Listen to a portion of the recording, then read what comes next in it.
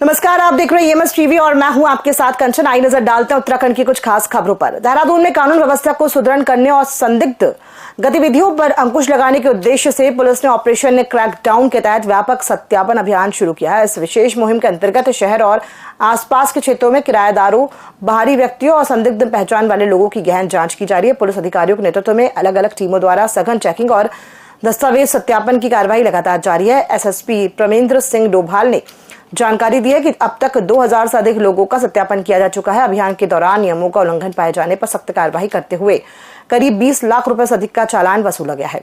Police act की धारा 81 सहित अन्य प्रासंगिक धाराओं में भी संदिग्ध मामलों में कार्यवाही की गई है। ऑपरेशन क्रैकडाउन की मुहिम में वेरिफिकेशन का एक इंटेंसिव ड्राइव देहरादून पुलिस चला रही है, जिसमें अभी तक 2000 से ज़्यादा लोगों का वेरिफिकेशन किया गया था, जिसमें करीब 20 लाख से ज़्यादा का चालान भी वसूला गया है। और इसमें 81 पुलिस एक्ट के साथ साथ अन्य धाराओं में भी जो संदिग्ध मामले हैं उस पर कार्रवाई की गई है।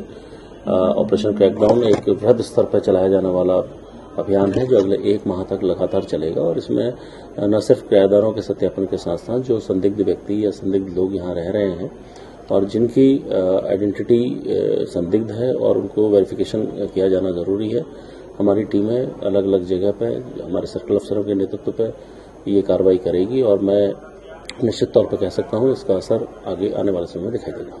राजधानी देहरादून के यूसीएफ भवन में युवा आवाहन संस्था द्वारा 6वां युवा विधानसभा की शुरुआत हो गई है। ये कार्यक्रम 26 फरवरी तक चलेगा। इस दौरान युवा आवाहन संस्था द्वारा उत्तराखंड की सभी 70 विधानसभाओं से चुने गए 70 लोगों को विधानसभा सदस्य के रूप में सदन के पहले सत्र में भूमिका निभाने का अवसर मिला है, जिसमें मुख्यमंत्री से लेकर कैबिनेट मंत्री और नेता प्रतिपक्ष के किरदार में तमाम युवा नजर आए।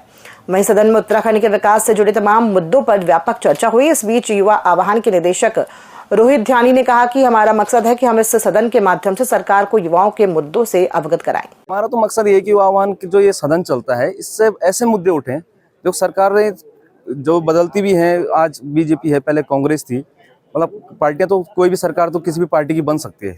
हमारा जो हम आम नागरिक के नाते हमारे ये है कि हम सरकार को जो आम जनता की जो मांगे हैं, जो युवाओं के मुद्दे हैं, उनसे हम यहाँ अवगत कराएं, अपने सदन में उस चीज़ को, उन मुद्दों को उठाएं और वो चीज़ सब जाके सरकार को पता चले। सरकार भी प्रयास अपनी तरफ से पूरा करती है, लेकिन कुछ चीज़ें जैसे कि एक आदमी सब कुछ नहीं कर सकता है, तो छोटे छोटे मुद्दे ही सदन में उठते हैं। विजन हमारा साफ है, हमारा विजन साफ है कि हम लोग जितना जल्द ज़्यादा हो सके टेक्नोलॉजी को लेकर फोकस्ड हैं हम लोग, कि टेक्नोलॉजी को लेकर कितने टेक्नोलॉजी पे काम करेंगे तो उससे रोजगार भी अर्जित होंगे, रोजगार के नए अवसर पैदा होंगे। और बागवानी को लेकर मोस्टली हमारा फोकस रहेगा कि बागवानी को कैसे हम तकनीकी रूप से जोड़ेंगे, उस पर हमारा मेन फोकस रहेगा। क्योंकि हमारा प्रदेश 25 साल का हो चुका है और लगातार अभी हमारी जो मूलभूत सुविधाएं हैं, हमारे पास रोजगार का बड़ा सवाल है, हमारे पास लॉ एंड ऑर्डर का बड़ा सवाल है, हमारे पास अभी तक राजधानी हमारी सुनिश्चित नहीं हो पाई। तो उन विषय पर मेन फोकस रहेगा कि हम यहाँ से ऐसी सरकार दें जो कम से कम ग्राउंड पे दिखे और नए सोच के साथ हम इस सदन को चलाने की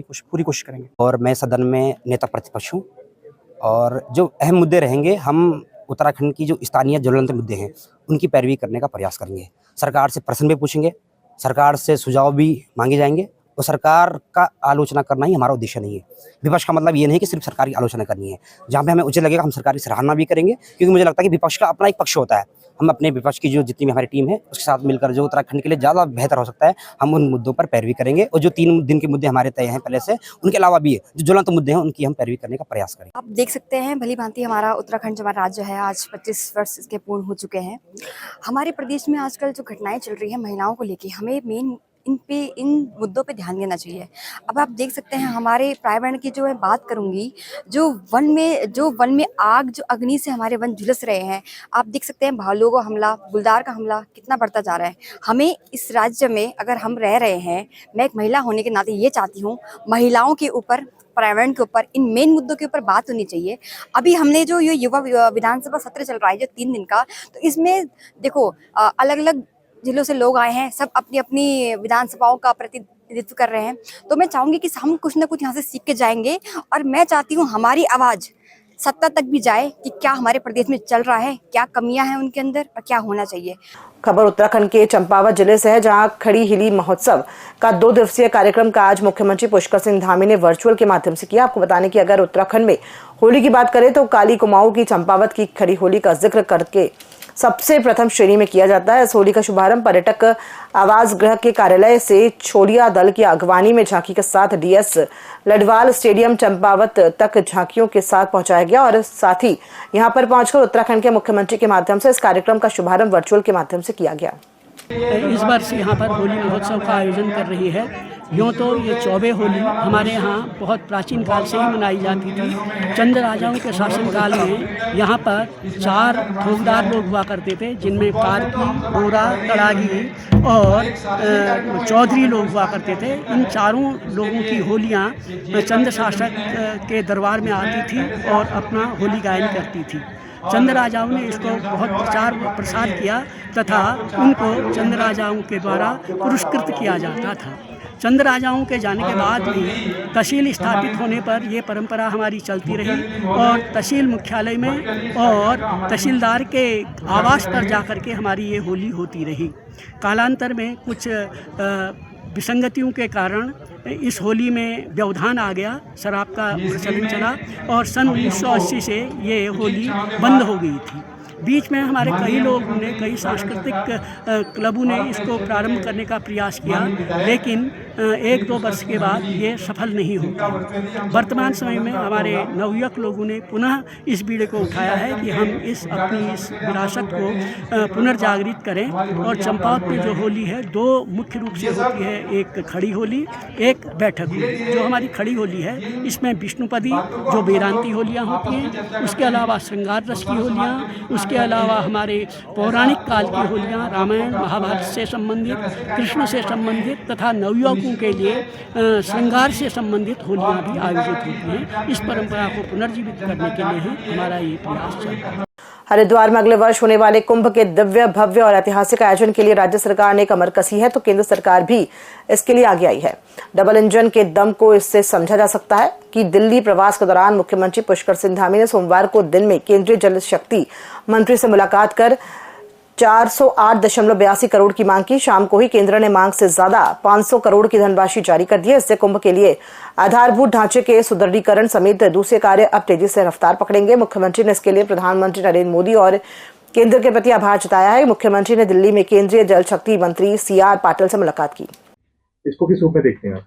देखिए, माननीय मुख्यमंत्री जी का मैं आभार प्रकट करता हूं कि वो लगातार उत्तराखंड के विकास के लिए दिल्ली के दौरे करते हैं और जब भी दिल्ली जाते हैं तो उत्तराखंड के लिए बड़ी सौगात लेकर आते हैं। और अभी ये ताज़ी सौगात 500 करोड़ रुपए की कुंभ के लिए माननीय मुख्यमंत्री जी लेकर आए हैं।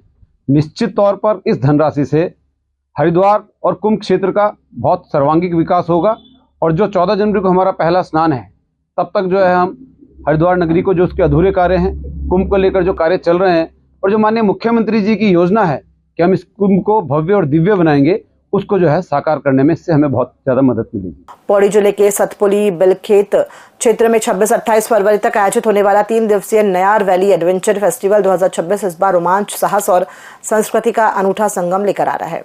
आयोजन को लेकर प्रशासन और संबंधित विभागों द्वारा सभी तैयारियां पूर्ण कर ली गई हैं। क्षेत्र में महोत्सव को लेकर उत्साह का माहौल है।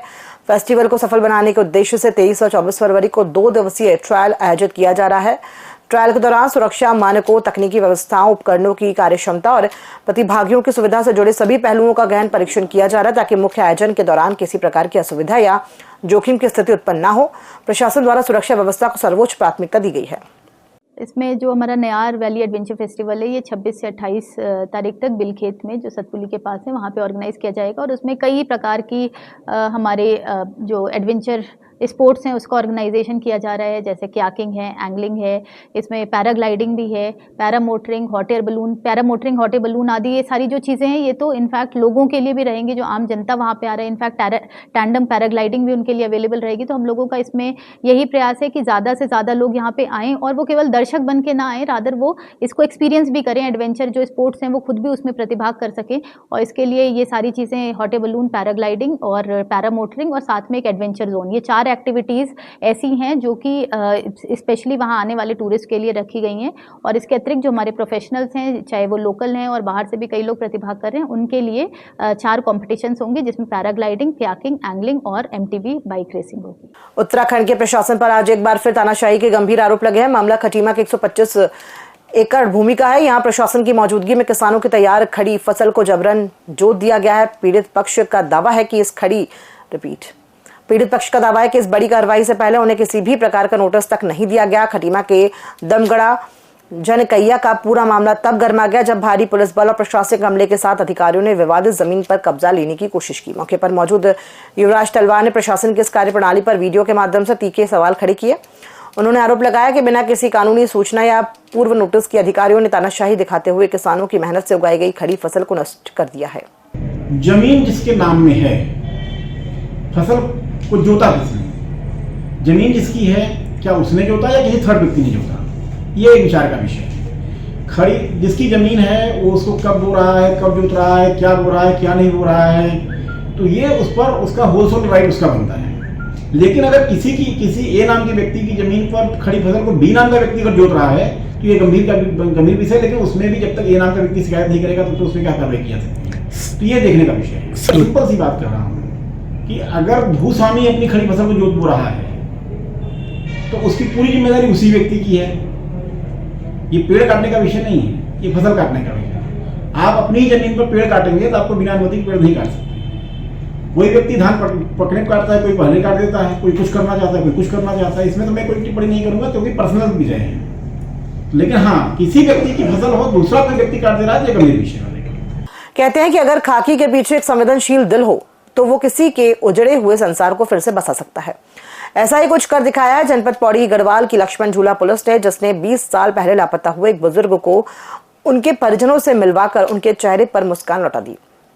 बता दें कि आज थाना लक्ष्मण झूला पुलिस क्षेत्र में ऑपरेशन क्रैकडाउन के तहत सत्यापन की कार्रवाई कर रही थी। इस दौरान पुलिस टीम की नजर एक संदिग्ध और लावारिस अवस्था में घूम रहे बुजुर्ग पर पड़ी। पूछताछ में व्यक्ति ने अपना नाम गौरी जोशी निवासी नेपाल बताया। बुजुर्ग की मानसिक स्थिति और लंबे समय से घर से दूर होने के कारण जानकारी जुटाना चुनौतीपूर्ण था। पुलिस टीम ने धैर्यपूर्वक उनसे बातचीत की और जब पुलिस ने गौरी जोशी के परिजनों को उनके सुरक्षित होने की सूचना दी तो परिवार की खुशी का ठिकाना ना रहा। 20 वर्षों से जिस व्यक्ति की लौटने की उम्मीद लगभग खत्म हो चुकी थी, उसे पाने के लिए परिजन तत्काल लक्ष्मण झूला थाने पहुंचे। आवश्यक कानूनी औपचारिकताएं पूरी करने के बाद पुलिस ने गौरी जोशी को उनके परिवार के सुपुर्द कर दिया। खबरों में फिलहाल इतना ही। दीजिए इजाजत, नमस्कार।